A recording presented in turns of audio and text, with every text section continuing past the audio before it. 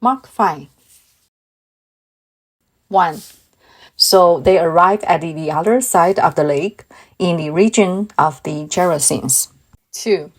When Jesus climbed out of the boat, a man possessed by an evil spirit came out from the tombs to meet him. 3. This man lived in a burial cave and could no longer be restrained even with a chain. 4. Whenever he was put into chains and shackles, as he often was, he snapped the chain from his wrist and smashed the shackles.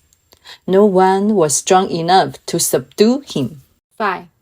Day and night he wandered among the burial caves and in the hills, howling and cutting himself with sharp stones. 6. When Jesus was still some distance away, the man saw him, ran to meet him, and bowed low before him. 7. With a shriek he screamed, "Why are you interfering with me, Jesus, Son of the Most High God? In the name of God, I beg you, don't torture me." 8. For Jesus had already said to the spirit, "Come out of the man, you evil spirit." 9. Then Jesus demanded, "What is your name?" And he replied, "My name is Legion, because there are many of us inside this man." 10. Then the evil spirits begged him, again and again, not to send them to some distant place. 11. There happened to be a large herd of pigs feeding on the hillside nearby. 12. Send us into those pigs, the spirits begged. Let us enter them. 13. So Jesus gave them permission. The evil spirits came out of the man and entered the pigs. And the entire herd of about 2,000 pigs plunged down the steep hillside into the lake and drowned in the water. 14.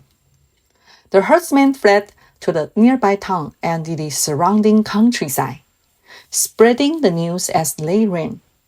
People rushed out to see what had happened. 15. A crowd soon gathered around Jesus, and they saw the man who had been possessed by the legion of demons. He was sitting there fully clothed and perfectly sane, and they were all afraid. 16.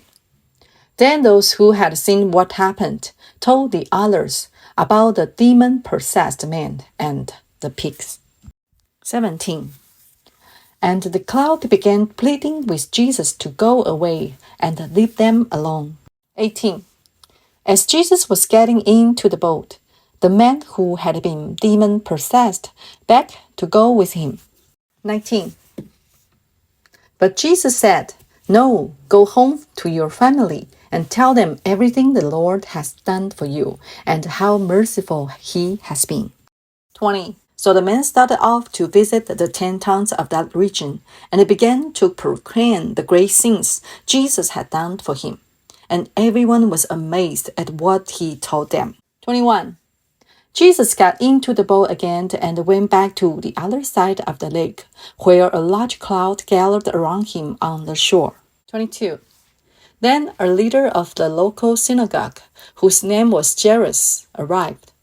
When he saw Jesus, he fell at his feet. 23. Pleading fervently with him, "My little daughter is dying," he said. "Please come and lay your hands on her, heal her so she can live." 24. Jesus went with him, and all the people followed, crowding around him. 25. A woman in the crowd had suffered for 12 years with constant bleeding. 26. She had suffered a great deal from many doctors, and over the years she had spent everything she had to pay them, but she had gotten no better. In fact, she had gotten worse. 27. She had heard about Jesus, so she came up behind him through the crowd and touched his robe. 28. For she thought to herself, "If I can just touch his robe, I will be healed." 29. Immediately the bleeding stopped, and she could feel in her body that she had been healed of her terrible condition. 30. Jesus realized at once that healing power had gone out from him. So he turned around in a cloud and asked, "Who touched my robe?" 31.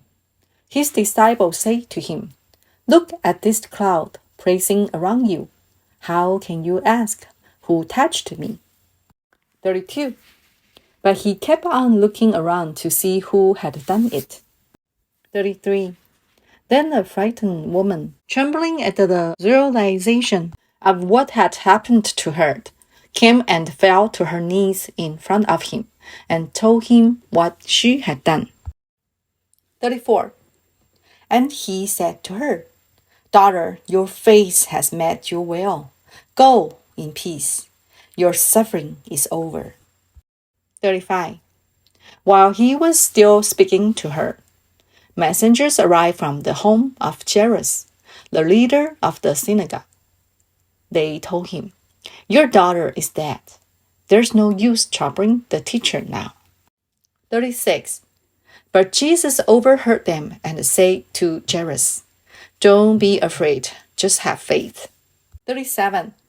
Then Jesus stopped the cloud and wouldn't let anyone go with him except Peter, James, and John, the brother of James.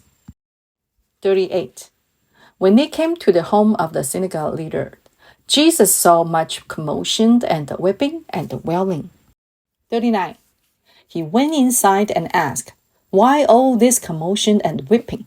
The child isn't dead. She's only asleep." 40. The crowd laughed at him, but he made them all leave, and he took the girl's father and mother and his 3 disciples into the room where the girl was lying. 41. Holding her hand, he said to her, "Talitha kum," which means, "Little girl, get up." 42. And the girl, who was 12 years old, immediately stood up and walked around. They were overwhelmed and totally amazed. 43. Jesus gave them strict orders not to tell anyone what had happened. And then he told them to give her something to eat.